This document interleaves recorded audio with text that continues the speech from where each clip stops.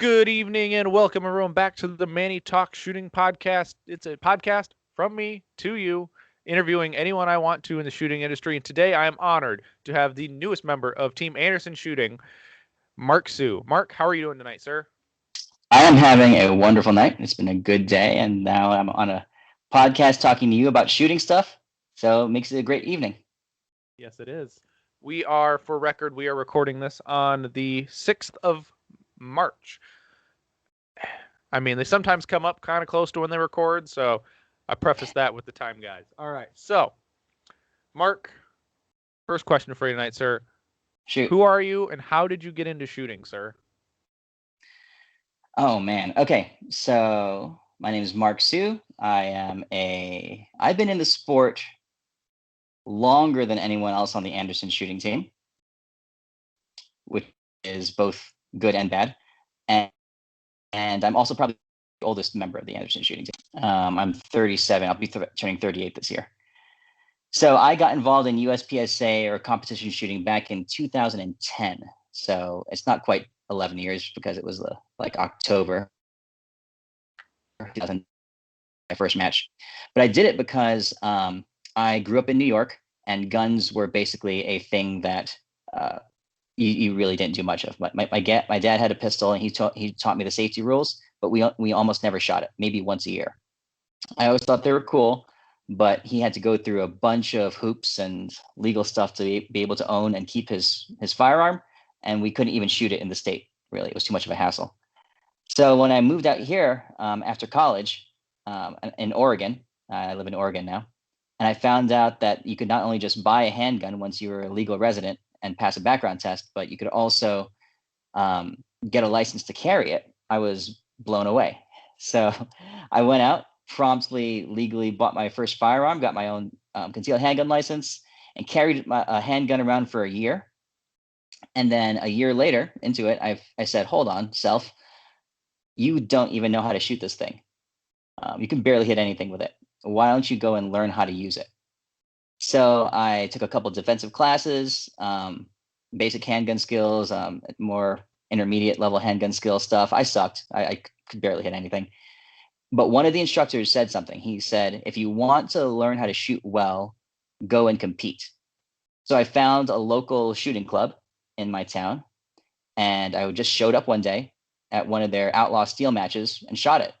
And of course, I finished near the bottom of the bracket.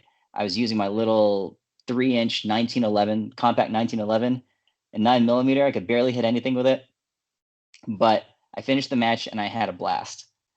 So since then, I've jumped into the sport, and the rest is kind of history. But that's how I kind of got into shooting. Okay. Now, do you remember what make and model that was? It's a Springfield 9mm EMP. I still have it. It's a great gun. Yeah. I don't think I've seen one of those in person, but I know what you're talking about. Yeah. And what drew you to that 1911 when you first got into carrying? I first started carrying a 4-inch like service size XD, right? Okay. In 9mm, and that was like a brick. You know, you're carrying a brick around with you because it's got a long grip. It's not. It's blocky. It's sharp and angled, and I didn't know any better. I carried that for a year. Did it say grip zone? No. This is before that. This is the old. I don't think you understand how long ago this in the shooting. So that's the XDs before they got really expensive, then, right? Yes. Yes. These are the imports. Yep. The imports. They had just come on the market, and everyone thought it was the new thing, the new hotness. So I got one. I shot it in competition for a while. I carried it. No. I shot it my first couple competitions. But I bought the 1911 because back then there were no slim 9mm pistols out there. It was basically just the Springfield EMP and the Walter PPS was all that I could find. There was like the car, but that was a double action gun, and I said screw that. So there, none of this stuff, the Shield, the Bodyguard series, all these slim Glocks that everyone's making, none of that existed back then. Those were the only guns that were around. So I ponied up and got the 1911.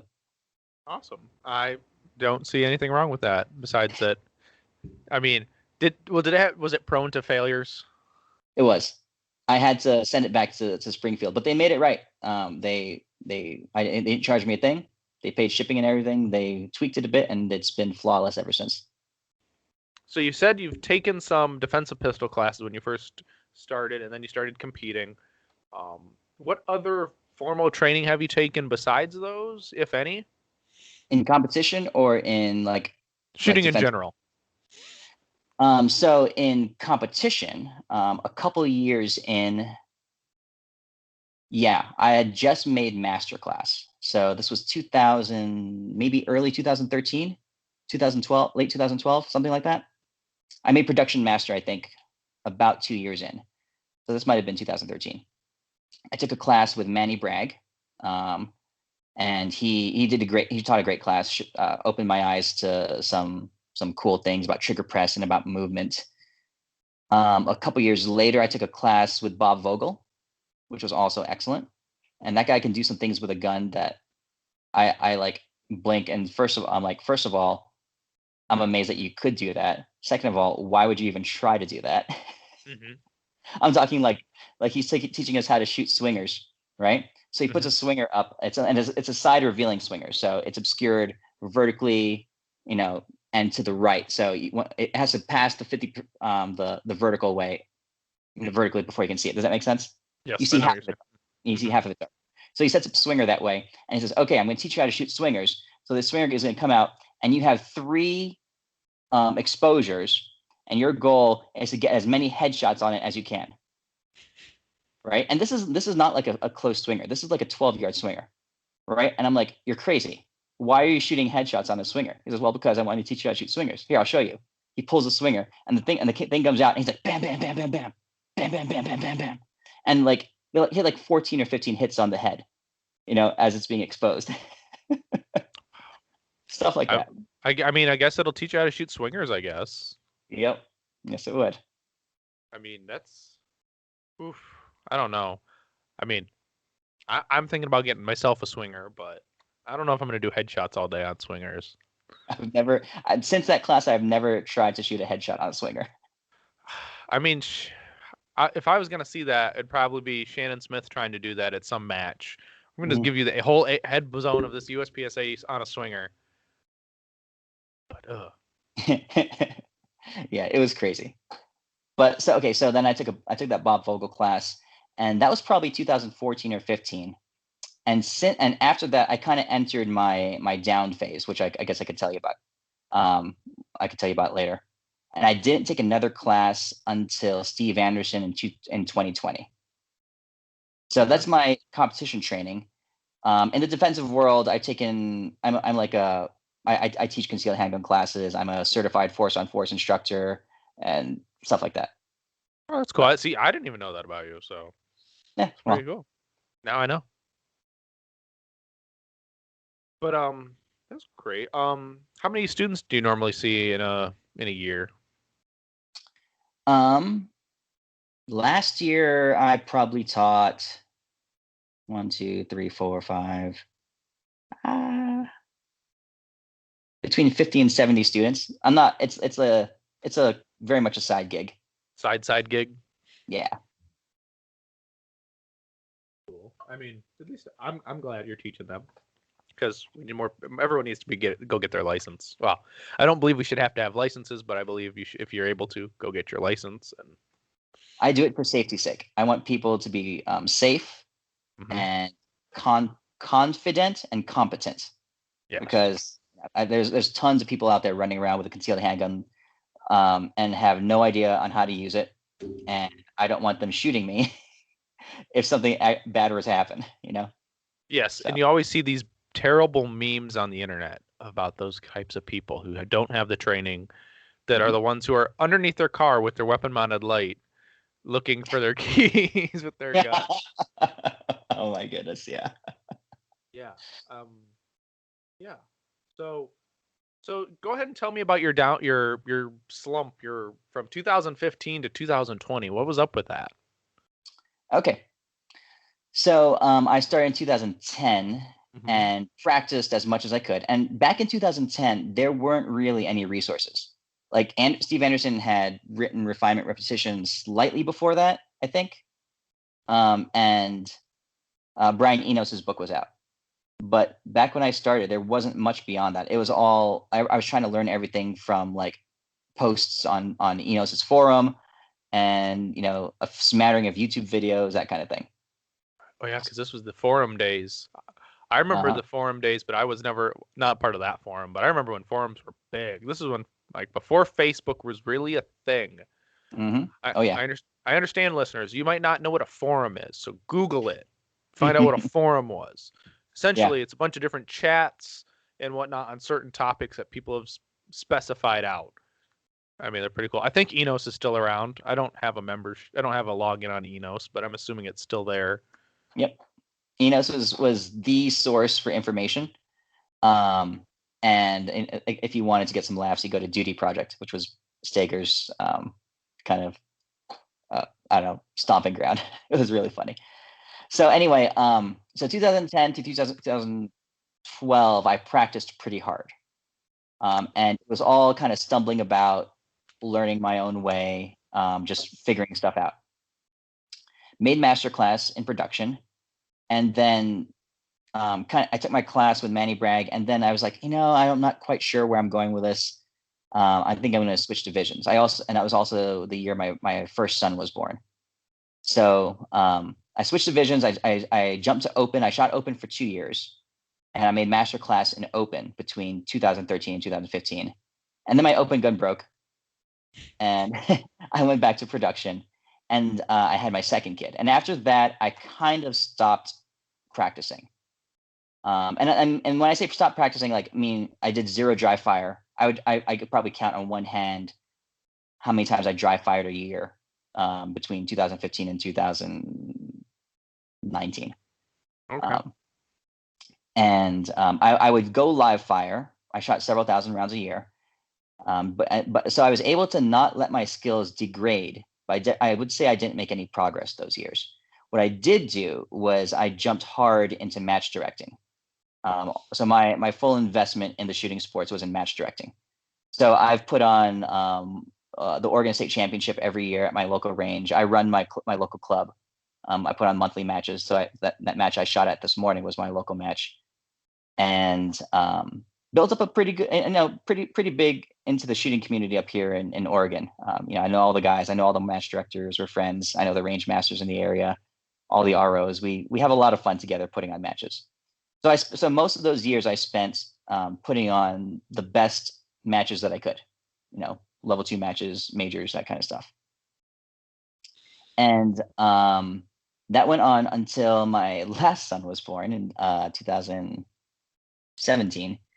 And I started when you have a kid, they're born, but then it takes a couple years to get out before they start sleeping through the night and all that stuff. So 2019, I am the match director for Area 1. Biggest match I've ever done. One of the largest area matches ever done, I believe. We had 485 shooters, which is, as I think, numerically up there in attendance. Mm-hmm. Huge match. Took basically 6 months of my year to organize it, run it, put it together. Did it. Had a blast, did a great job. This is Area 1 2019. And after I was done with the match, end of July, I was like, whew, all right, time to move on to something else. And I decided to start practicing again. My kids were old enough. I had discretionary time. The big match was over. It was always on my bucket list to do a level 3 match. And then I started practicing again. And that was July. So September, I made Grandmaster. Okay. Yeah. Now, did you feel at that time where you kind of, you were just live firing and probably shooting matches? Were you progressing and making the gains towards Grandmaster, or did you just flatline it at 90%, that 85%? I'd say I was pretty flatlined. I might have ticked up a couple, numerically, maybe 1% or 2 during those years, but actual skill development, like I said, maybe 1 or 2% increase kind of thing. Right, and then you finally hit Grandmaster, which is awesome. I mean, any Grandmaster is top of the tier in my book, because it takes a lot of dedication and skill to get there. It's a long process, and I think everyone has the admiration of becoming a grandmaster if they've competed or whatnot. It might not be their initial goal to jump and say, I'm going to start from a D class shooter and go all the way to grandmaster, but it's definitely along the progression. And some people, they're there for just the fun, and I respect that too. But Totally. how did you're not the area coordinator or director, but you were the match director for Area 1. How did that go about? Did you just get selected because you run a lot of good matches at your club, or did you volunteer, or someone point some fingers at you and say, Mark gets to do it? Now, in our section, I don't know if it works this way in all the other areas, but every year at Area 1, all the section coordinators get together, because I don't know, there's like 10 or 15 sections in an area. Mm-hmm. And all the section coordinators, which are local clubs, they're all part of a section. The sections have a section coordinator, and they're all part of an area. So every year at our Area 1 match, the section coordinators get together along with the area director, and they make a bunch of decisions. One being who's hosting Area 1 next year. So I had to go and submit a bid, basically sell, what kind of job we could do, the quality of the range, quality of the area, all that stuff. Basically like a business proposal. And the first year I did that, I did not get chosen. Second year we did it, I did get chosen. And so we ran it. And as far as I'm concerned, crushed the match, did an awesome job. So yeah. Was there what particularly was hard about being the match director for a level 3? Oh, the number of tasks and things to keep track of and to be aware of and to do is just massive, especially on the scale we did. I mean, 485 shooters, say 400 actual shooters, 85. There was 75 or 80 staff people that were under me. So they all required compensation and hotel rooms and logistics and all that stuff. But 400 people paying people times, our entry fee was $235, something like that. I mean, you do the math. It's getting to be big money for overall budget. Coordinating with sponsors, even getting the porta potties and the food vendors out there, and all the stage designs and the setup crew and all the materials. It's a lot of stuff. Right. Did you multitask and get people to help coordinate things underneath you, or did you really put that whole burden on yourself? No, I had people who did the job, certain things specifically. But so I can delegate well. I can delegate. I have no problem delegating, but certain things that I do, it's kind of thing where I might as well just do it myself. Right. Kind of thing. I mean, I kind of agree with you. I'm kind of more of a, for mental management, I'm a driver. Mm-hmm. That's my personality. I am not okay with handing things off pretty much. I'm just like, let me do it, and let me get it done. So yeah. So for example, I did all the tech and all the scoring, because I'm the best person I know who could do that. So I said I might as well just do it. Fair enough. And sometimes it's just like, let me deal with it. You probably know your setup because you probably was this was at your home club. Were you able to host it there? Yes. Okay. Yeah. So you knew the lay of the land. You knew everything. You knew all the tablets. And Yep. And I did, as far as I know, was one of the first clubs, definitely one of the first major to use Bluetooth printers for that match, which is a whole new deal. And we on the bays there was the printer for the receipt. Yep. You shoot the stage. RO hits accept, and a little receipt prints out with your score and your hit factor, and the shooter gets one for every stage. That's pretty cool. Did you have ice water on all the bays like Matt Hopkins likes to talk about? Not ice, just normal water. Just normal water. I kind of hope he gets Area 3 director. Hope he is he going for it? I didn't know he's. Yes. Sherwin's going to finish this year. So then 2022, when it comes up for election, Sherwin's not running. So I hear Matt Hopkins and then someone else. So he's not going to run unopposed, but I hear someone else is going to run. Yeah, I found that out maybe a week ago when he was on another podcast that I listened to. That wasn't the Ben Steger podcast. Gotcha. Cool. I hope he wins. Me too. I would love to see some new blood in the board of directors. But so that's interesting. See, I've never talked to anyone who's like been a big level match director. I Hmm. mean, I've talked to the guys who run a couple of my local clubs, and it's already they stress me out enough when they talk about setting up a 6-stage match. Setting up a level 3 match is hard enough. Um, Oh, I'm lucky enough to finally got my RO certification, so good. Good for you. I'm actually gonna start working some matches. I've signed up for 2 matches to work. I don't know, due to ammo constraints and components, I might not shoot both of them, but I might still I still will work them. I mean, more. It's a great experience. Are they majors? At least level twos? Yep, level 2s. Yep. One is Great the experience. Michigan. We have the Michigan sectional, and then we have the big charity match that happens called Ryan Rocks. Hmm. Happens every year. That's actually the home club of a local range master instructor. So he's going to be the range master for that. I'm assuming his name's Gary Johnson. I took the class from him. Yeah, yeah, yeah. It's a whole side of the sport that not many people get to be or are part of.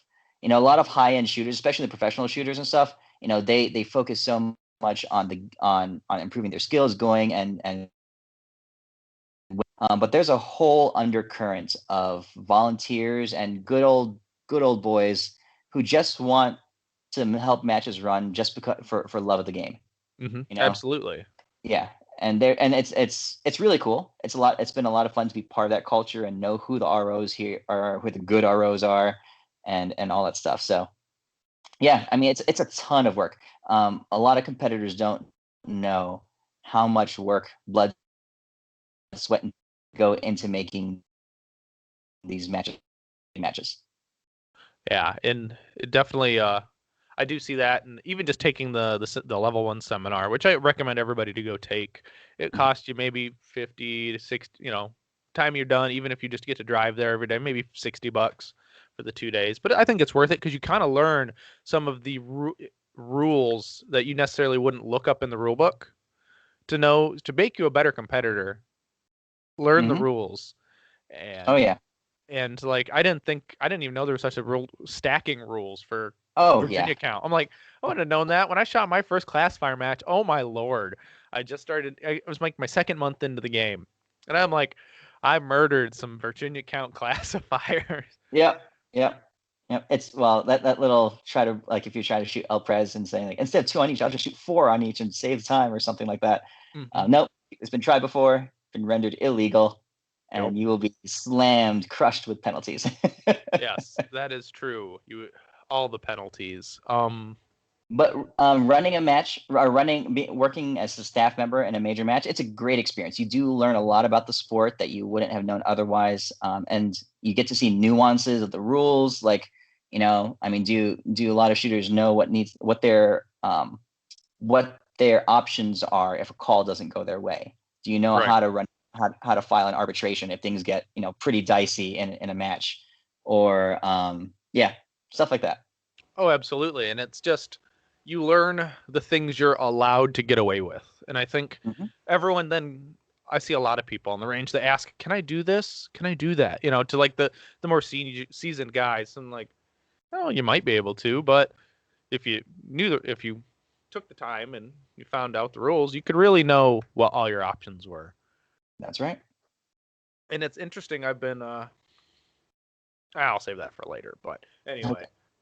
it's I honestly I'm doing it so I can watch other shooters more because when I'm there to shoot, I'm worried about my process. Like at a level, like a local match, my process is more important than watching other shooters. Even though my friends probably don't like it that I go and shoot the match with them, I've been shooting matches with them and on their squad. From now, I'm not going to. I'll go Mhm. to the match, but I might be on the other squad because I need to focus on myself and my shooting instead of chumming around and not focusing on what I need to get done if I want to make my goals and do what I need to do to succeed. And I kind of have to tell them that still, but if you're listening to this, guys, I'm sorry. Not sorry, but I love my buddies I've met in the shooting community. But at some point, you got to be like, I've got to figure it out for me. And Mhm. Instead of being rude to them, it's just easier to not be on their squad and squad with a Gotcha. bunch of strangers. Gotcha. Especially if they're the type of friends, and I do that in air quote friends who like to help you do better on a stage by like, like teasing you during your make ready or advice or something like that on stage plans. Yeah, there's that, or it's just that um, they're very much more hobbyists than I am. Ah, They're they go to have fun, which I totally accept, and I want them to come and have fun. But I personally put a little more effort into that than it just being for funsies. mhm. But it's just how you have to. There's the different levels of participation. I find it at. You've got the hobbyist, the person who's working at it, then the person above that who is really good at it, and then there's the top.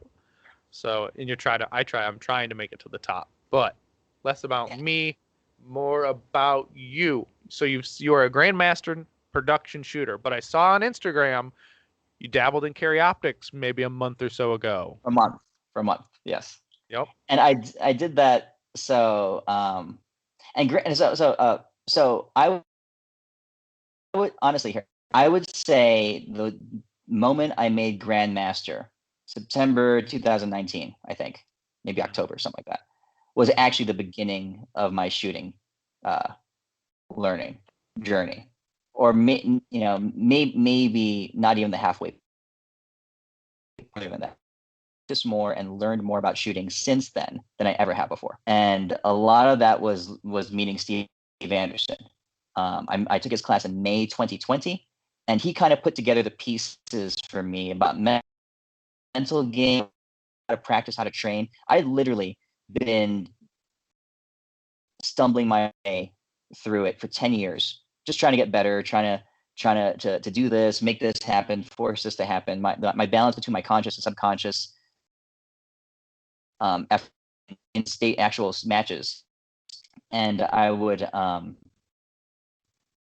yeah, was running into a fair amount of frustration, performance frustration. I'm my way on my own, but that was probably it's funny. After I made Grandmaster, I went and shot a sectional championship here in Oregon, a local sectional championship level 2 match, and I was like, oh, I'm gonna shoot this. I'm a Grandmaster. I'm hot stuff now. I'm gonna go crush this. And I had probably one of the worst matches of my life, and I lost the match. I took third place behind like two. My so I was all kinds of a mess. And but yeah, all that to say, since then I've learned a lot, and Steve Anderson has kind of like focused me in on what I was on how to really make gains and how to improve. And I forget what your question was. Sorry. It wasn't a question. It was more of a statement saying that you're a GM shooter in production. You dabbled in the carry optics for a That's right. That's month. right. So okay, that's to say. I'll say I did optics because I'm prep. Nationals is in May. It's gonna be the first nationals I've ever gone to, production nationals. First time, and I want to break through some barriers. As a person who shot iron sights for the most part over the last 10 years, I had learned some things or developed some habits with iron sights that I think were perhaps slowing me down a little bit. Back when I started shooting, the mantra was you have a hard front sight focus. You pull your eyes all the way back to your front sight on every shot. Even 3-yard wide open paper target, bring your eyes back. You want to see those serrations on that front sight. And I always had a hard time doing that, but I was always trying. And I've developed a habit of bringing my eyes back all the time, which I think is slow. Mm-hmm. So I dry fired exclusively January and February this year with an optic, taping up the lens, the window, so that I could force myself to have a purely target focused engagement on targets. And I think it worked. Because now this week was the first week that I switched back to irons, and I'm able to keep my eyes hard focused on the target and bring it back slightly, vary my vision slightly back to my, like flutter it in back and forth to my front sight or partially towards my front sight as needed. So More of an observance of the wobble or the fuzz back here. like your eye, your irons are still really fuzzy. When you're hard focused on the target and you kind of glance back, you're kind of like zooming out to see that, okay, I'm still lined up kind of, and but you're not hard focusing on the front sight. Correct. Yeah. Mechanically focused. My eyes are mechanically focused on the target, but I observe the alignment of my sights through my peripheral vision. Right. Yep. I find that as well when I pick up an iron sighted gun randomly because I am a dot shooter. I Mhm. 100% shoot dots. But when I pick up like one of my 1911 and 45, when I just pick it up and be like, I'm gonna visualize this stage and shoot at low cap, because you never do that. I Yeah. never do that. But I find that even just picking up the irons gun, it's like the target focus doesn't leave me. Mhm. And it's interesting. I'm not the best at. I had another friend who's very much a dot shooter, but he can't target focus on irons because he seems and he's like, I'm just point shooting. I'm not. They can't observe the target. And I tried to communicate it with him the best I could, but I couldn't make sense of what I was saying. Sometimes I know what I'm trying to say, or I know what I'm trying to give off to somebody, but I'm not the best at communicating it, especially something like that. I am so new to I'm not super new, but I'm new enough that I also don't feel I should be giving advice to a lot of shooters. Mm. So that's why I bring on people from the industry to come give them advice. But I will go seek out knowledge wherever I can. I mean, I'm very fortunate that the power of the social media and the internet lets me communicate with everyone out there. So I'm able to talk to Steve. I'm able to talk to you. I'm able to talk to Garrett and Jay. Um, Tim Herron is a big mentor of mine as well, and I'm just able to put the pieces of the pie together of the shooting and dabble. Like Tim Herron might be the crust, but Steve Anderson's that cherry filling in the middle, and Mark Sue might just be the sugar on top of this pie. I mean, There you go. I gotta make it interesting, and I'm kind of getting a little hungry. That's beside the point, but it's always time for pie, guys. Just know it's pie time every time. Well, to your friend, I will say it is possible to have a target focused, your eyes focused on the target, and make sure your sights are aligned through your peripheral vision. Mm-hmm. Now that we're talking about irons and dots, um, you're a CZ guy, I'm correct? Correct. So I'm assuming it's a Shadow 2 as your production gun. Now, what gun did you use for your carry optics? Also a Shadow 2. Okay. So did you mill it or did you find an optics ready Shadow 2 that's like unobtainium right now? No. I mean, it costs more to buy one of those than to buy a Shadow and mill it. Oh, So, okay. yeah. No, I bought a Shadow 2 and had it milled for my optic. Okay. So does that mean okay? But do you still have a backup iron-sighted gun? So you have two iron-sighted guns then, or just I one? have three Shadow 2s. One for Okay. production, one for carry optics, and one that does have a plate system on it that can go irons or optics. Okay, cool. That's good then. At least then you have you have a backup gun for either division no matter what. Yeah. That's good. I know you said you're going to shoot low cap nats in May, Mother's Day weekend. Praise the mothers. I'm sorry, Mike Foley. I don't know. Like, you're going to women shooters participation are going to be down because they're with their moms or they are moms. And two, the women are going to be mad that all their men left them for Mother's Day to go shoot nationals. But hopefully they have enough brownie points. I'm not lucky enough, nor do I shoot low cap. So, what? And you said this is your first nationals, which is Mhm. I'm gonna have to ask you after you get back from nationals how the experience was. So we might have to bring you Sure. back on and talk about that. What are some hurdles that you not hurdles, but what are you kind of anticipating with nationals, maybe for pressure and something new that you're gonna have to face, maybe, Like as far as shooting challenges go, or even the mental side, like of shooting nationals. mhm, mhm. The mental side is going to be big. Like so for that during that downtime that I talked about, the doldrum years 2015 to 2019, I probably did not shoot maybe one or two matches that were not my matches. So I did no traveling. I did no local matches outside my immediate area. I did no majors other than my own. So I actually have fairly little major match experience. I've only been to 3 area matches, I think, in my life. One of which was the one that I ran. Um, so I know, knowing me mentally, there's going and I do have what you call training scars. Hmm. So I have 10 years worth of trying to apply conscious effort to generate increased performance in matches, right? And that is definitely not the way to go. It's a guaranteed formula to frustration and inconsistent stage performance. All right. And your average, your end result average for the match being under what your skill level is. Hmm. Right. If you try to apply your conscious mind to your performance, and it could be something as subtle as I just want to make sure that I transition my eyes better this match, or I want to make sure that I run hard, between positions this match. Any found that I apply to, right, results in a sub skill level performance, Hmm. right?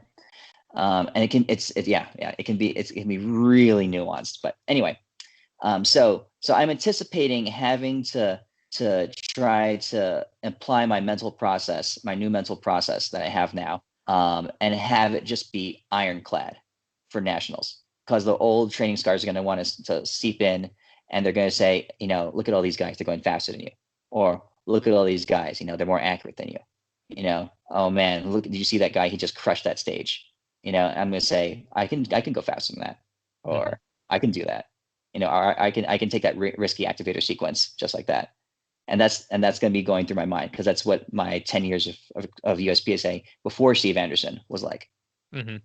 And I will say I am very lucky. I was smart and I jumped on the Steve mental game early. I've only Yes. been competing since September of 2019. I've kind of been in the sport since May of 2019. Hmm. No, I'm sorry. No. October bleh, October of 2019, started in September of 2020. My years are all mixed up because we're in a new year. So it's but because I've been following the sport, I was gonna plan it starting in May, but didn't, COVID, ammo, Yep. long yards. Yep. Didn't start till September, but then I was like, I'm gonna jump on the Steve train and take mental management. I didn't do that until January this year, but I feel so much more zen at a match now Hmm. because I've been put down the right path early enough. I don't have a lot of bad scars, and if any, I only have like a month of bad scars from competing. And that's Hmm. kind of why I want to step away from my match friends at locals and be like, I need to worry about my process. I can't have you trying to push me, or I mean, pressure and pushing someone is a good thing to have, is pressure, but if it takes away from my mental process to compete at a high level or where I believe I should be at, I need to eliminate that variable. And the mental game, I think, and you probably agree too, is the one of the biggest things someone can do to change their shooting. And it might unlock the doors Hmm. for the next level of skill. Absolutely. Absolutely. It's the lowest hanging fruit. Because you could have the best skill set in the world, but if you're crashing and burning on stages because you're trying too hard, you're trying to go fast, you're trying to be more accurate at the same time, right? You're trying to win. If you're crash, then you're not deploying your actual skill level at the match, so all your skill set doesn't matter. Yes, the You know? over trying and the under trying does not Yep. get you at peak performance. And let me tell you, like I said, none of this stuff was like Steve wasn't doing mental management back when I Right. started. I have literally spent hours and hours and hours. I remember over the years sitting with my shooting buddies saying, how do we get our actual skill level to show up at the match?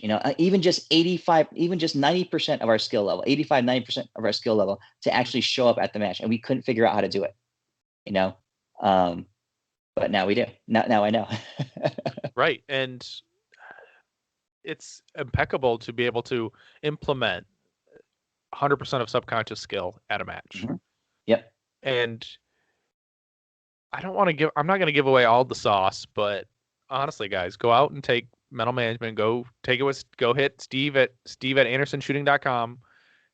Go tell him I want mental management. It's going to be the best money I think you spend for your shooting. That's not for ammo right now. I mean, you're not going to be able to find ammo anyway. So go invest it in something that honestly has impacted my life well enough that it's made my personal life better. Oh, good for you. That's awesome. I mean, if the fact that you can then take the things out of mental management to make your life easier, more effective, more efficient, better. But so we got nationals coming up. You're gonna have to overcome some training scars and follow your mental process. Now I was talking to Jay about this, about how he was visualizing World Shoot, 2017 World Shoot, to know what the bays look like and visualize the stages. It's quite an interesting thing he was doing, but Jay is another beast of a competitor, and he comes up with the coolest stuff. I mean, who would have thought to visualize off of someone else's match video to figure out what the bays look like, what the stages look like, to then replace the person and put yourself in and then shoot it however you wanted to. No, that is great. That is great. I haven't done that. I plan to go and look up some videos of what the Talladega range is like, but I have not done it yet. Mm-hmm. No, a lot of my previous. Oh, sorry. Go ahead. No, go right ahead. No, a lot of my pre match visualization has been in preparing myself to all the variety of emotions and experiences that I'm going to face. So I imagine myself showing up at the match, stage 1, and I imagine myself being nervous, like deathly nervous, right? And then I imagine myself applying the mental process. I can't see the stage. I can't see the bays because I don't know what they look like, but I know what that feeling is like. So I imagine myself working through my process, so like something like that. Or I imagine it's like I'm squatted with a bunch of other grandmasters and masters and stuff. Okay. So I imagine being in a squad where the people around me are crushing it, are just laying down hellfire on this stage and burning everything down. Right. So I imagine that. And I imagine their runs, and I imagine them doing things that are just amazing. Right. Okay, great. And I'm imagining using those things, their positives, to be positives for myself as well. Because my natural tendency is the opposite. My natural tendency is to try harder and feel bad because someone else on the stage is crushing it and I'm not, something like that. So I'm pre-visualizing all the negatives that I might encounter so that I can, if and when they do pop up, right? I'll be like, no, I know what this feels like, and this is how I handle it. This is my process. This is how I stay within myself. I stay grounded, and I keep on my game. Absolutely. And it'll be like I said, I don't know what that major match pressure is yet. I haven't felt that, but when I come up to a match, it's interesting because I competitively swam for 4 years in high school.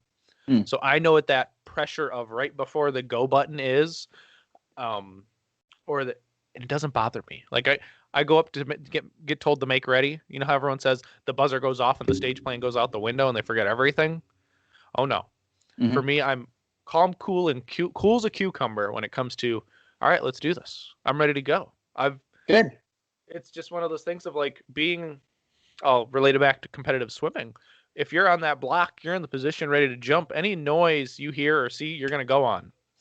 And then the worst part is someone who can't stay cool, because you're on like a line of 8. There's a line of 8 swimmers. And if someone can't stay still for the signal, y'all have to stand back up, and then it like shakes everybody. And that's always the worst when you have you got a restart, especially when you're all tuned up. Yeah. You've given yourself you've given yourself the focus phrase, and you're like, I'm ready, and then you can't. I wish honestly I had the mental game back when I was competitively swimming. I would have actually, instead of been a middle of the pack swimmer, I would have been a top competitor in swimming. No, for sure. Have you seen the Michael Phelps ad, his Under Armour ad? No, is it new? If it's new, then no. I'll send you a link to it. It's incredible. It's only 30 seconds long, right? But so here's, and I sent it to Steve, Jay, and Gaz when I saw it on TV. I'll try to quote it off the top of my head. He's like, the worst things that given. You miss your turn. Imagine your goggles fall off, right? Then imagine yourself powering through it and winning anyway, or something like that. And that's the end of the ad. But it's all this Michael Phelps stuff. But it shows a snippet of his mental process, right? And I was like, so here's someone who is the most dominant figure in the history of his sport, right? And he uses the same mental process that we're applying to shooting now. So that was a great confirmation for me. It's like, okay, this is awesome. This stuff actually works. It does. And when you start taking when we start taking practical shooting like a sport and giving it like sport-like attitudes, we micro drill now. We break down things like the draw. We break it down into micro drills, or we break this array down into a micro drill, like regular professional sports. You're not always running with the football in hand, or you're not always dribbling when you're going for a layup. We break it down now. And when we put the mental game into it and actually treat it like athletes, and it finally becomes the pinnacle that it can be. Yep. No, I agree. Absolutely. So now I lost my train of thought, but it's okay because we're gonna keep on rolling. That's how we go around here. Go for it. So I'll bounce back to you took Steve's class in early 2020. Yep. How did taking Steve's class from there you get on the Anderson shooting team? That's a good question. So let's see. What did I do in the class? I was already a grandmaster, and I did it. And so, I mean, I bucked against some of the things Steve said fairly hard. I think he mentioned it in his podcast for several months after that. I had this shooter and he didn't believe me when I said this, and I showed him what it was. That was all me. But I was able to do some things in the class that kind of impressed him. So I just caught his, I think I caught his eye. Like I've always been able to, I have a couple party tricks, things that I can do. So I can shoot really fast splits. So, he says in the class, he's trying to teach us speed mode. He's like, okay, we're just going to do the build drill in speed mode. Right. And one of the other guys says, what's a fast build drill? He's like, 1.6 is a fast build drill. And if you can do a 1.6, right. And this, he's like, the fastest build drill Steve says I've ever seen is like, I don't know, 1.45 or something like that. I'm like, okay, well, all right. So, he comes up to me, he just goes down the line saying, speed mode, go dump rounds into the target. If you have a delta, you have a delta, that kind of stuff. He's teaching us speed mode. He's trying to teach us to get off the gun, off the buzzer quicker, to get the gun on target faster or sooner and deploy the rounds. Right. So I rattle off like a 1.4 or something like that. And he's like, what was that? And I think this is on my Instagram page as my first Instagram video. I said, I can do it faster than that. He said, show me. So I said, can I step forward a yard? He's like, yeah. So I go up to like the 6-yard line, and I actually had to apply the first run. It's not on video. The first run, I actually trigger froze. I went up, shot 2 rounds, and trigger froze. But he had actually just talked about trigger freeze, and he says, oh, this is what you do. It's like, that's right. You go there. If you've taken his class, I don't know if he told you his secret. Maybe I shouldn't say it. Not yet. I haven't taken a in-person Steve class yet. That's the goal when ammo becomes available. Okay, so he has a subtle little technique on how to just increase your body's actual physical relaxation. Maybe he's mentioned on the podcast, but I know he talks about it in class. So I do that, right, and then beat goes off. I don't know. I do like a 128 or 129 build drill, all into target, maybe a Charlie on it, and that kind of stuck in his mind. And I think I had to turn and draw on a stage later that was really fast. He talked about it on the Anderson Insider. So he mentioned it offhand, and I knew Jay. I knew Jay because a couple of months before that, Jay and I had both shot what's his face? His postal match. Oh, Bill Duda's Go Fast Don't Suck. No, not Bill Duda. What's the Steel Challenge guy? He runs short round supply. Oh, BJ Norris, BJ, right? BJ had a postal match in December that year. And Jay took first place, and I took second place. And that's kind of how I met Jay.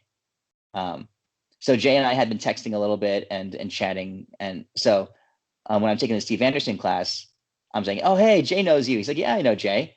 And I knew nothing about Steve Anderson back then. I didn't even know he had a team. Okay. So he's texting Jay during the match saying, hey, Mark Sue knows you. And Mark Sue just shot this bill drill, and Mark Sue did this. And so Jay and I are having a chat through Steve. So some of that camaraderie, that relationship had just started there. But then after the match was over, after class was over, he says, well, let's see where things go. So I said, all right. Over the course of the next few months, this is June, July next year, I emailed him a couple times, letting him know how match mode was changing my life. Like I was able the next couple of months to have some of the best matches of my life just from switching into match mode and actually having my subconscious skill level come out. So that same match that I shot in 2019 when I made Grandmaster, and I shot terribly, and I lost to 2 A-class shooters, right? I come back the next year in match mode, just pure match mode, and my subconscious skill level comes out, and I dominate the match. Like all those same shooters and plus other guys. I won it by like over 10%. Just from match mode. So I do those things. I think what really happened was I did really well in July or August in the Terran Tactical Grandmaster Challenge. I don't know if you saw that on Instagram. Taryn Butler goes online and says, here's this thing that I can do. And he puts up 2 steel targets and it gets 2 shots on each of them. So 4 rounds in under a second, right? He says, that's a contest, post a video of you doing it. And the winner gets $1,000, second place gets $500, and third gets $250, right? Okay. Mm-hmm. So, and I didn't even notice it, but at the end of the week, like on day 6, Bob Vogel posted a video. He was the first one to actually do it. And he posted the video and he says, like, it took me a long time to do it. I'm embarrassed to say how many tries it took me, but I did it. Right. So draw 4 rounds targets in under 1 second. Right. So I saw that video on day 6 and I'm like, hold on a second. I can do that. Right. So I literally took my 8-year-old kid that day and drove out to the range and stepped. I shot this video. It's also on my Instagram page, and I posted it online. And then Taryn said, "All right, so we've only had 2 people do it, so I'm going to extend it out 1 more week." The entry. So Taryn has a pretty wide audience on Instagram, pretty big audience. And then I think at the end of the week, only 1 other person had done it, and I ended up taking second place behind Bob Vogel in the Taryn Butler Grandmaster Challenge, which is funny because I didn't know he was going to grade it on time. Bob Vogel did it in a 0.94 for a second. I did it in 0.95, and I know I could have done it faster if I knew it was going to go on time. But that caught Steve's eye. I think Steve was like, "Whoa, that's really cool," and I got a phone call like the next week. So. Wow, that's an interesting story. And now this Grandmaster Challenge, was that full index, 4 rounds on 2 each? Any way you can do it. Okay. So Taryn did it from the hip because he can do a 0.4 draw from the hip, but your splits are slower. Right. Right. If he does it from the hip, one hand, he did strong hand only from the hip. The rest of us, myself included, did it from a draw. I had the slowest draw of all 3 people who did it. I had a 0.5 second draw on the first shot. Bob Vogel had like a 4.5, something absurd, and the other guy had a 5.0, right? But I split the fastest, and that's kind of what made it stand out because I can shoot 10 and 11 splits and transitions. So I that's how I got my time. Wow, that's spicy. That's spicy. So that's interesting, and I'm deathly afraid of you splitting. Especially, but those Shadow 2s, they have a good. They're pretty good. Yeah, the reset is nice, but dude, it does nothing for USPSA. It's completely a party trick. Oh yeah, but hey, I mean, zero tactical and practical value. Right, but it's like one of those resume cards. Yeah.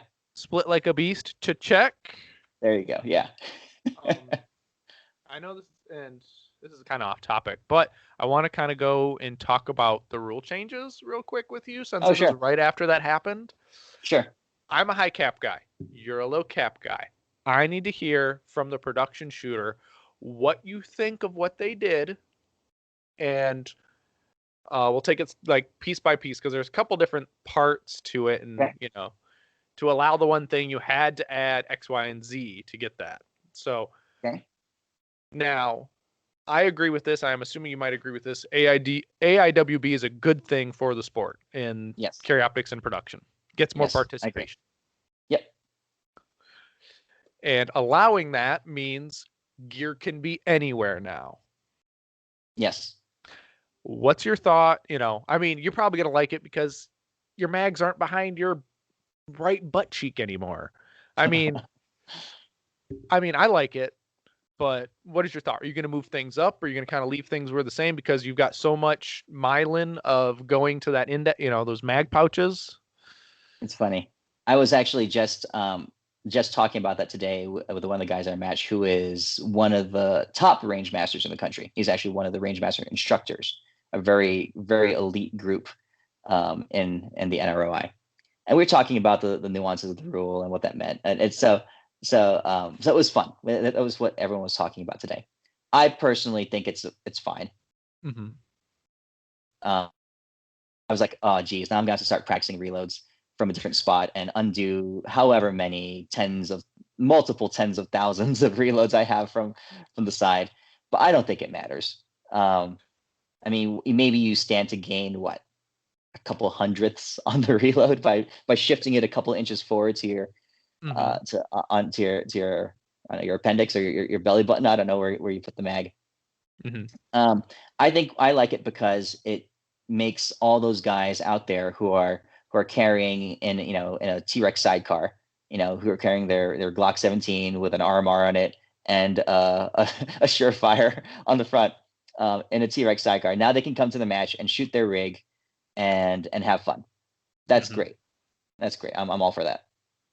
Yeah, and I think it's great because we're getting more people into the sport and less restrictive, and you're not getting bumped to open where you're super, you're not competitive at that point because you're running appendix with a red dot with a light.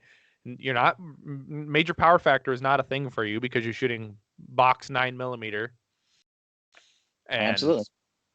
I like it because it will bring more people into the sport, and you don't get people bumped to open for mag pouches or a little Mm-hmm. too far forward of the hip bone. Yep. I moved my mag pouches just for the ease of the angle on my wrist, just Mm-hmm. slightly forward because I was on the edge of hip bone. It was pretty comfortable, but even the slight inch and a half forward it went makes a Mm-hmm. difference. I'm developing shooter's elbow really bad. I know that because, Interesting.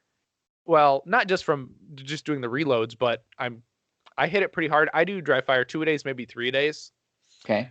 because how Steve puts it, I have the rage to master, Good. and my elbow, like if I start practicing reloads, like after 5 minutes straight, my elbow starts to hurt. So I Mm-hmm. need to do some Chad Riley's, what the heck, something yoga, whatever Yeah. his blog is. But I need to do Yeah. the exercises and get because I can really, it's not fun. Well, Shooter's what's elbow is causing not the fun. elbow? Is it the reloads? That's what flares it up. Yeah, it's just usually it's that like the chicken wing kind of effect that you Well, get don't when. do reloads then. But reloads, well, they're my low hanging. Well, they're not low hanging, but it's weird. I enjoy doing reloads. Yeah. I mean, I, everyone comes up and does reloads, but you're carry out times a match. right. I only gotta do it 6 times in a match. Like it's a 6 stage match. I'm only reloading once per stage, but I don't know. I enjoy reloads for the most part. It's odd because you don't need to worry about it as much as like a production shooter who has to reload 3 times Yep. a stage. Yep. But it's interesting to watch match video of a production shooter because you understand the problems of low cap and having to blend positions and get a Mm-hmm. reload on the move, don't want to do a standing reload. And I find that matches are tending more towards the high cap guys Yep. because in stage design is not like it should be. There's the rules that say you can only have 16 rounds from this, 8 rounds from this array, Eight whatnot. rounds per one location or view. Right. And so they give you that, but it's very detrimental to single stack revolver, L10 and production, because sure, there's your 8-round array, but it's not convenient to then have to then figure out your reload and move on to the next position when the high cap guys like myself can just go, all right, there's 8 rounds and moving on. Maybe I have to worry about the reload after the next position. But talked about the mags, talked about appendix. Oh, lights. What's your thought on the light? They have zero impact on any kind of performance increase. So why not let them have them? Yeah. Right. I mean, it's like it's more for the barrier entry for the nukes, people coming to the sport. I don't personally think anyone at the top level is going to go get a weapon mounted light and put it on their gun and get a new holster made. It's just I don't see it. It becomes an option, a way of adding a couple more ounces to the front of your gun if you want to change the balance point. I mean, so on a match director and a range master level, there's always there's a nuance to the rules that that most people will never encounter. So all going on about, okay, well, how tightly can I focus the beam of my flashlight, right? Can I make it a laser? Right. So I mean, so those are the things that the rules lawyers and stuff have to deal with in the game. And I know those are conversations that are already being had amongst the RMs, because I was talking to an RM this morning about it. So, but I mean, practically speaking, none of that matters in actual performance increase.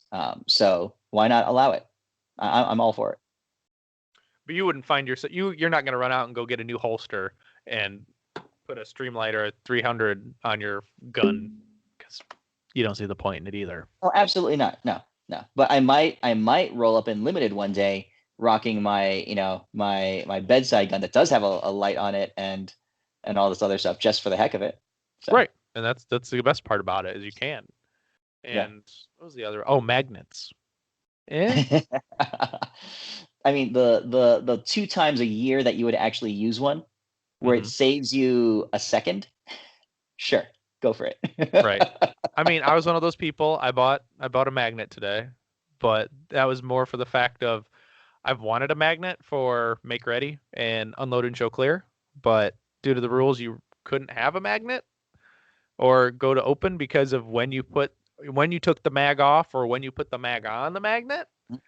So, yep, it's more for laziness, so I can have a magnet. There you go. And I bought them before they were sold out.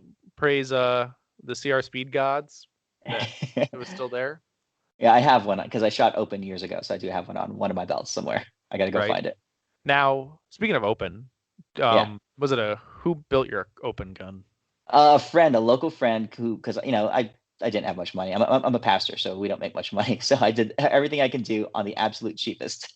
So but my friend who dabbles in gunsmithing, who built my gun, and it works fine. He's an open shooter. It actually works quite great. But this was before the age of steel framed 2011s and all this stuff. So everything back then was STI, because STI had all the patents on everything. So all polymer framed 2011s and steel uppers, polymer grips, I'll say, and steel frame and slide. Gotcha. Oh, I know this has been floating around for a while, but the rumor is 15-round production. Oh, I haven't heard that one yet, but hey, that's just it's the running around the rumor mill. I'll let you go first, and then I'll go. See, I understand why, because you're hard pressed to find a production gun that has less than 15 rounds in a mag nowadays. But as far as and IPSC is 15-round production. As far as the game goes, though, like production and single stack there's a flow and a purity to them, and how you approach things and how you have to reload so frequently. And people who shoot those, and granted, almost no one shoots them anymore. Like production So 3 years ago, 4 years ago, production, limited, and open were the three biggest attended or participation, divisions. I Mm-hmm. remember because I would run matches, major matches, and the attendance in all three divisions would always be fairly close to each other. And then lower down you had single stack and L10 and those kinds of things. PCC hits the scene. A few people bleed off from here and there. Karyoptics hit the scene. Slow takeoff, but then all of a sudden, boom! Now production is right there with like limited 10 numbers, and everyone and their mothers in Karyoptics, right? Yeah, it's So yeah. so that being said, the people, but that's locally and even at larger local matches and state, like sectional matches and stuff. But you go to areas and you go to nationals, and all the heat is there. As much heat in production as in any division, possibly more. Mm-hmm. I think there might be as much or more in heat in production. Now that I think about it, because I think last year in production, I mean, JJ was there, Nils was there. I mean, Stager boycotted, but and then you had the guys who, you had Mason and Jacob who won the match, and yeah, Mm-hmm. as much heat as any other division. But there's a purity to it, and once you go to 15 rounds, I mean, you're just 5 rounds off a limited gun, Mm-hmm. and you're 8 rounds or 7 rounds off of a Karyoptics gun. So then all of a sudden the only low cap division is single stack or revolver, or I guess L10, but yeah, who does that? Yeah, Yeah, I I don't don't know. know. I kind of agree. I've been in the sport that long, but I agree. There's a purity to 10-round production. And I understand there's the rule saying if your state only allows X amount of rounds, that's what you're limited to. So I mean, there's the rule to bump it up, and then if you're in communist states, you get 10 rounds. But Yeah, I th- I kind of agree. I want to keep it at 10 rounds just for the purity of this of the division, and because then it takes it makes it a little bit easier, I think, on stage planning, just a little bit, because you can blend two positions, then the reload, or mhm, two and a half, or but that's half the fun of, or the yeah, difficulty and the challenge of production is these these arrays, these reloads, moving reloads. I think the production shooters have some of the best reloads or of reload course. consistency, because they got to do the hula hoop dance. They got to get the first mag, go to the second one, go to the third one. Well, It, I mean, it's more than that. It's a different kind of shooting. When you mhm, have the ability to blend, so I mean, that's why I learned going from production to open, and even in carry optics, you engage the stage differently because you don't have to reload. When people would ask me, when I was shooting open, and granted, I wasn't that great of an open shooter. I made master, but I was shooting the dot all wrong. mhm. I was bringing my vision back to the dot, and I know that. If I had to do it, if I ever go back to open, when I go back to open, I'll say, I'll shoot it much differently. But anyway, they asked me what the biggest difference is in open, like how many arrays, when you break the stage down, are you shooting? I said, in open, there's one array. The whole stage is one array because you can link everything up together because you never have Mhm. to reload. In production, there's so much time taken up, and granted, it's a fast reload happens in a step or a step and a half, right? But still, there's so much time eaten up in the reload that you do have this hard break between certain arrays. So the whole thing is different. The way you approach it, the flow of it all, it just feels different. It And and does. and, I, and honestly, it's a lot of time. That's the reason why limited minor guys can take stages and take seconds off a stage over a production guy, even though they're shooting the same caliber and iron sights, because you can Mhm. link all these locations up together. Yeah, and it's just like when we talked. I think it was the Florida section match. You guys broke those stages down prior to the Mhm. match and the insiders, which I highly recommend. I'm an insider, and it's fantastic. I Yeah. mean, but I like how they say do it, Mark. Stupid. Okay. Let me defend myself a little bit there. The reason why I say that, right, Hmm. on stage plan, right, I'm not saying that I don't see all the games and tricks. I see all the games and tricks. Mm-hmm. I see okay, I could shave a quarter of a second or a half a step here by doing this. Okay, maybe by taking this around this spot here, all the gamer stuff. I've been gaming stages for a long time, right? But Mm-hmm. what I found is that when you put all this stuff, hey, if I lean this way and kick off this way, or do this on the move, or something like, or whatever, right? I take myself out of my natural skill level and comfort zone. It does not result in an increase of performance. Mm-hmm. The plan that you are more comfortable with, that you say, I can nail that with my current skill level. I'm 100% confident I can do that. This other plan, which might save me 2 steps, but it means taking that one partial on a lean, and I'm not sure about that.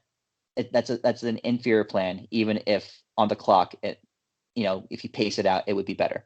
It's an Mm-hmm. inferior plan. The better plan is the one that you're comfortable with and can execute confidently. Right, and it comes down to your subconscious skills and having the confidence to know that you can execute that plan way better than the gamey plan any day. Yep, absolutely. It was funny how the rest of the other three were picking on you, but Yeah. that's part of being a part of a team. They Oh, get to pick totally. on you just a little bit, Oh, totally. even even though Gaz is IPSC and we all love him because he's Yeah. Gaz. But Yeah. okay. Now that we've moved on from that, I do have a couple listener questions. Totally. One of the listener questions says, "How has your training evolved through your evolution as a shooter?" I know we kind of talked about it a little bit, but break it down just a real quick. How has your training evolved through your evolution as a shooter? Okay. I've been shooting a long time, so my shooting has changed. My training has changed over the years. I would say that the way I'm training now, so I am not a very methodical person. I'm also not a very disciplined person. I really admire people like Jay who can go there and practice this one thing over and over and over again just for the pure joy of getting it better. Like on in his Instagram a couple months ago, Jay was practicing left hand only reloads. Oh Right? yeah, And I'm what was like, it? Jay, Weekend why? shooting, raw like strong hand reload. That's what it was, right? Yeah, yeah, Yep. weekend shooting. So you're shooting weekend only. Oh no, I need the gun. Mm-hmm. Okay, let's do it this way. And he's actually there repping it down. Like he's spending his dry fire session. Like, all right, I'm going to develop this technique. I'm going to rep this thing down and get good at this.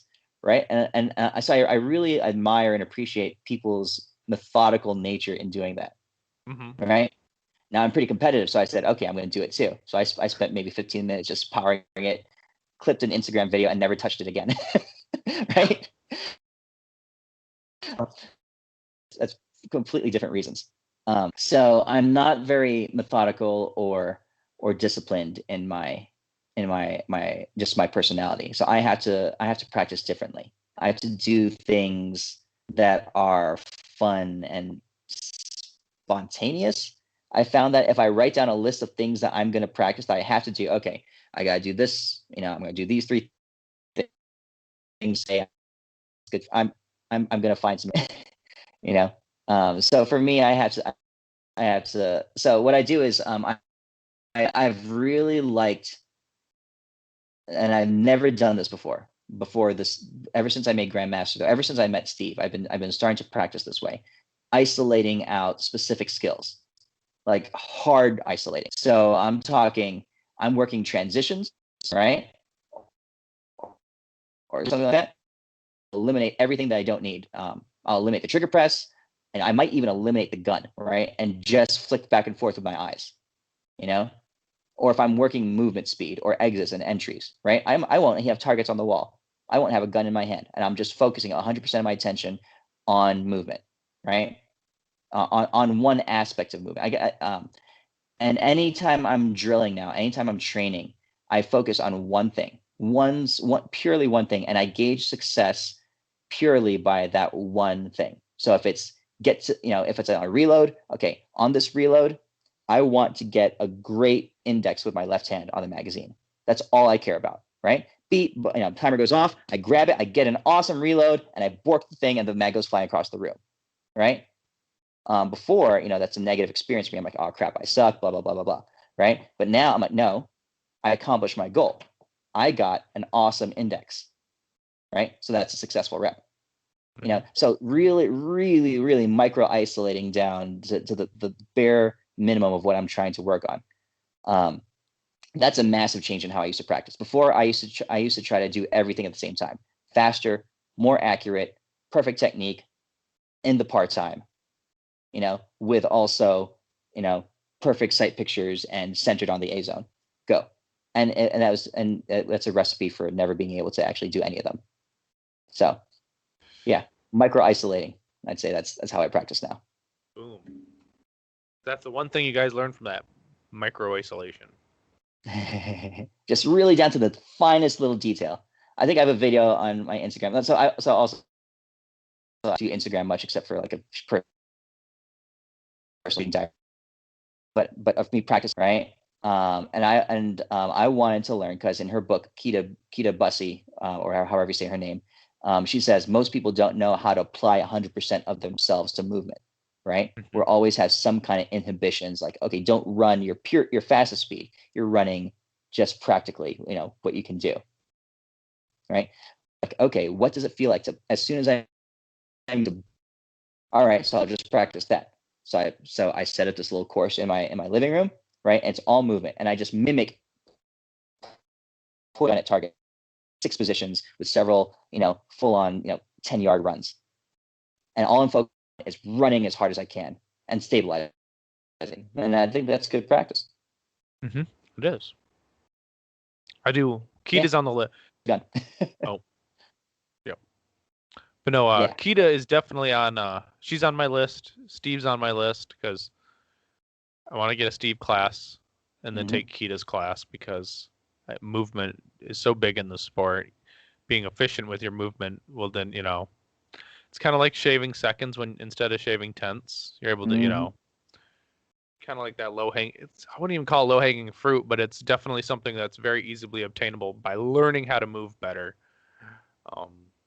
Yeah. So yes, I want to take a Kita class. Definitely, man. I do too.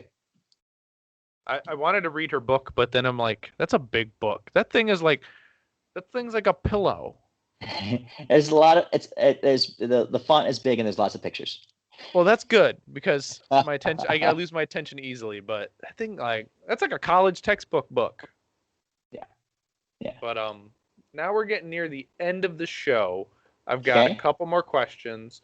My favorite question, I steal this from another podcast because I like it so much. This comes from Scott Jedlinski's podcast. And what are things that people can either start doing or stop doing to get better? Okay, start doing or stop doing to get better. Start doing. If you're in, you're in. If you want to get better, then put in the time. Prioritize it, make it real.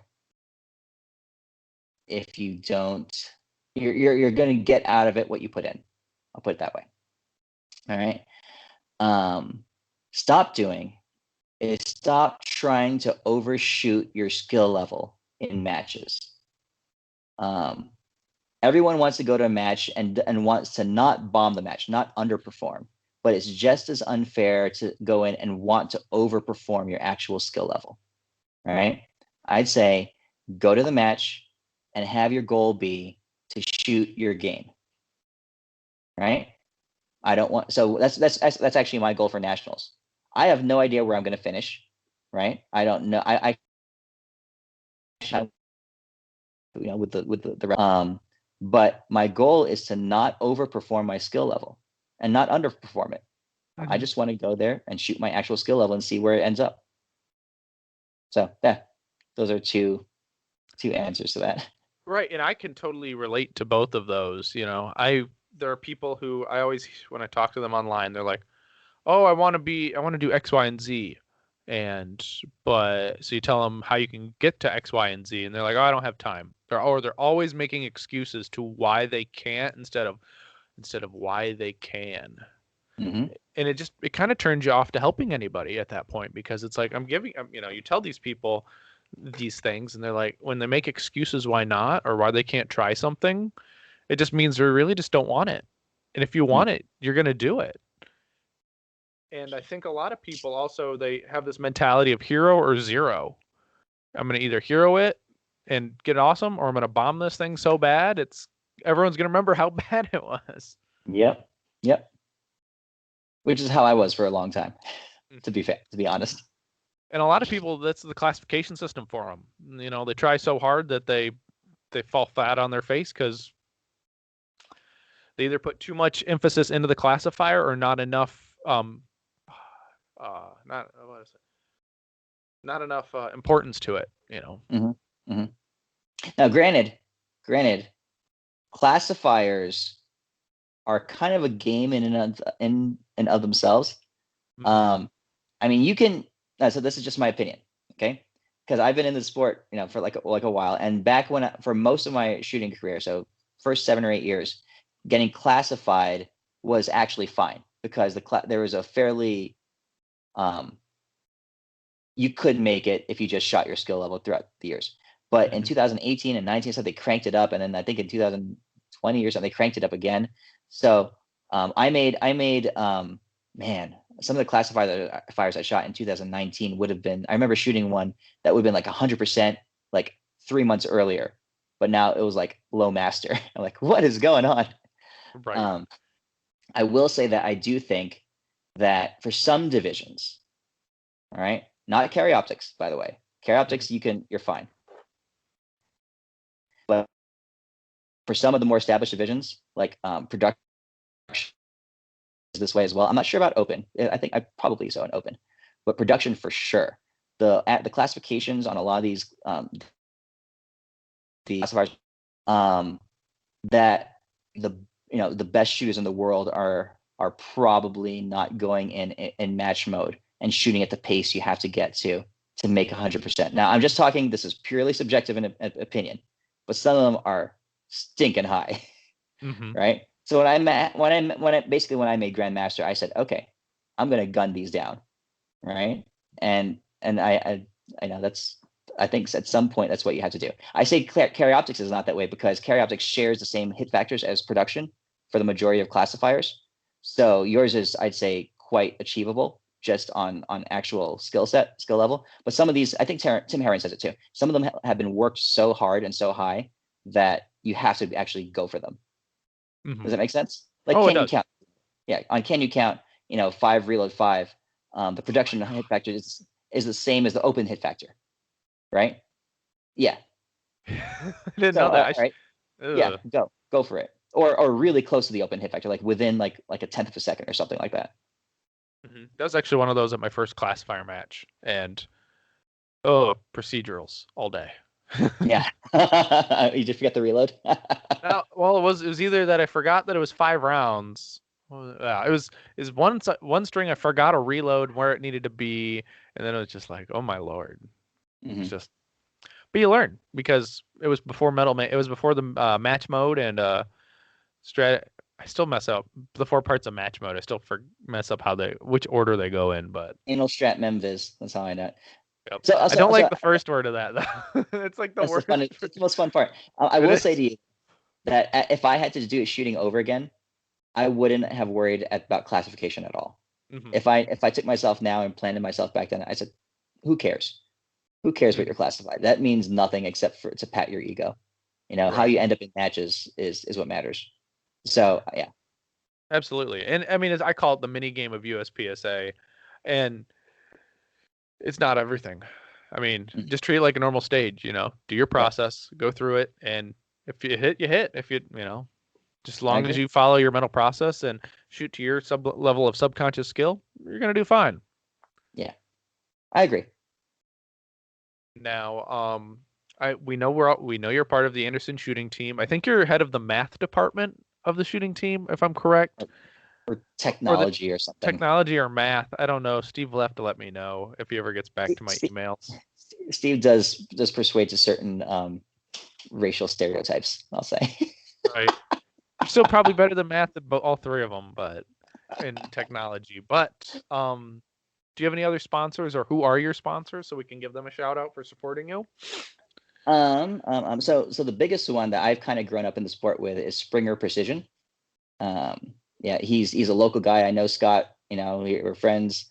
And when I was just getting into the sport, he was still running Springer Precision out of his garage, and we've kind of grown up in the sport together. He sponsored all, and he's hooked me up with stuff when I need. And I've sent as many people his way for my matches as I could. So Springer Precision is probably my first and foremost. And then after that, I really didn't have anyone until I got on Steve Anderson's team. And some of his guys have helped me out. Jason at Targets USA has really been helpful. And we've talked about target design. He likes that I'm a match director and can give him feedback about how his targets would work in matches and that kind of stuff. So he's awesome. Jason is awesome, and his products are like stupid high quality. So Jason, and then AMG, the timer. That's a great deal. Awesome. I think definitely the best. Even if you don't use the Bluetooth feature, it's the best timer out there. Mm-hmm. It really is. Like, just the fact that you can kick up the sensitivity and detect a dry fire click, right, is crazy. Or the fact that you can actually turn down the par time to under 0.6, where all these other par times, other clocks, they bottom out at 0.6 of a second. Just for those, it's the best timer. And then you have all the actual things on top of it. And yeah, I think has anyone else sponsor me? I like SIG has actually helped me out with some optics, so that's pretty cool. So SIG is great. Yeah. No Hunters HD Gold. No, I bought my own. Okay. I bought my own a while ago, but I'm sure they would have sponsored me if I didn't have my own. I just haven't asked. I kind of think if anyone's got a jersey, their logo automatically goes on there. I mean, I paid for mine, and I had to have prescriptions, but I love them. I can't wear them all the time. When I'm at a match, though, they're the best. I need blue light. My whole house is lit with blue light bulbs. So if I put the Hunters HD Gold on all day, and it's like my house looks like garbage because of how all the rooms are painted and whatnot. It's because of the lighting. They are great. Actually, I will shout out to them because they've helped out my matches before, and I actually do have them on my jersey. They were really nice when I bought my glasses. So. Mm-hmm. Brian Conley is one of the nice. I mean, behind Tim Herron and Travis Tomasi, I think Brian Conley is the third nicest person in the shooting sports. Gotcha. Cool. But yep. Now at the very last. But he was awesome. Yes. The Hunters HD Gold, finest things. But where else can I saved this to the end because I didn't know this until I looked you up on YouTube, sir. Mm-hmm. You run a D&D game. You're a nerd. Oh yeah. And I'm like, you're like, this is another reason why I like Mark, because I love D&D. I honestly, it's like it's the best thing ever. Yeah. And listening to the last show, I got halfway through it before I had to get pulled away to other things. But it's funny, and I like Dungeons and Dragons enough to. I used to watch a lot of Critical Role. Yeah. And then I'm like, I'm too far behind to worry about catching up, so I just kind of cut it off. No. Pinched it off. I'm like, no. I love Dungeons and Dragons. I love Critical Role. Although I'm not current. I stopped right before season. All the new characters. So I plan to binge it eventually. I don't like waiting for a week between sessions. No, so I don't know if you've. So yes, I do have a Dungeons and Dragons campaign. I D&D game live every week with my friends, and I also one online. Then those I post. But I've been doing that game. I think I'm into 200 sessions right now. So over about 5 years that we've been going at it, and it's awesome. It's communal storytelling is what Dungeons and Dragons is about. So yeah, no, I mean shooting. Yeah. Shooting is one of my hobbies. It's my main hobby, and this year I've sacrificed my other hobbies for it. But I've in my past, I usually get into a bunch of different things, get decent at them, and move on. Mm-hmm. Shooting is the first hobby that I've tried to actually push to the limits of my ability, and we're seeing how far it goes. Yeah, but Dungeons and Dragons is also one of them. Yeah, and I'm kind of the same way. I get a hobby, I move on. Yep. But I'll say, even though this one hasn't been that long, it's been the one that stuck the longest. Unfortunately, COVID kind of killed my in-person game that I was running Hmm. because of everyone. I had some players who were afraid, and then we'll not get into that. But we just then when things kind of lightened up a little bit, we kind of just didn't click back and say, hey, let's try it again. And unfortunate because I had people who were wanting. It's not they didn't like the campaign; they didn't like the characters they made in the campaign. Hmm. They realized that they just didn't like being those people for very that Hmm. long. So, but yeah. Real life games, it's hard to get longevity. Mm-hmm. I'm lucky now. The guys I've been with have been together we've been together for quite a few years now, or probably into my second year running this game. And everyone's in the habit and is committed now. But before that, it's hard. It's hard to get people to stick through longer than like a couple months. Mm-hmm. And we were lucky. We would only do it once a month. They'd all come over to my house, and we'd play once a month for 3 hours on a Sunday night, and it was a good time. But when you have people who take it seriously, then there's the people who take it seriously, super seriously, and then the guy who's I'm gonna make the stupid, like I don't care character. That Mm-hmm. kind of like the party dynamics don't really flow when you've got the try hard, the average trier, and then the guy who didn't try, Uh-huh. all trying to figure it out, and especially in a not even that complex storyline. So don't get me started on Dungeons and Dragons, because I could have a whole nother podcast just on being a DM and taking all the different personality types and working the game mechanics and the story flow, and we could have this whole about that on how to make the game intriguing for the players and that stuff. We could. We might Yeah. have to. Or we'll just All have right. to sit down at one point and chit chat about it because Totally. well, yes, but that's the end of the show, guys. I greatly appreciate you guys listening through. We're post these whenever I feel like it now because I've kind of blown past my record of 2 every other week. I've decided to put a couple every week and whatever. But guys, check it out. Manny Talks Shooting on any podcast format or on the YouTube channel. Manny Things, my YouTube channel. So check that out.